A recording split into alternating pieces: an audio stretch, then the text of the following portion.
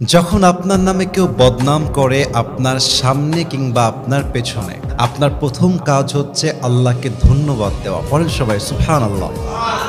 কি সুন্দর কথা আল্লাহ তাআলা বলছেন, খুব খেয়াল করবেন। আল্লাহ বলছেন, সবর ধারণ করো তাদের কথার ব্যাপারে যারা তোমার ব্যাপারে বদনাম করে। এর কারণ আমি আল্লাহ জানি তারা যা বলছে সত্য নয়, বরং তুমি হচ্ছ আসল সত্যবাদী, তুমি সেই অন্যায়টা করো নাই।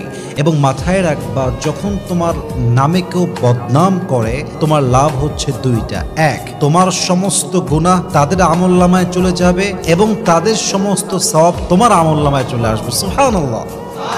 তো যারা বদনাম করবে তাদের জন্য আপনি আফসোস করবেন যে ইস রে, আমার ভাইটা বুঝে না, আল্লাহ আমার ভাইকে তুমি হেদায়াত দান করো। কিন্তু মানুষের বদনামের জন্য, অন্যের চরিত্র নষ্ট হওয়ার জন্য নিজের চরিত্র নষ্ট করা, এটা বোকামি ছাড়া আর কিছুই হতে পারে না। ঠিক কিনা বলেন? অতএব আজ থেকে বদনাম করলে নারাজ হবে।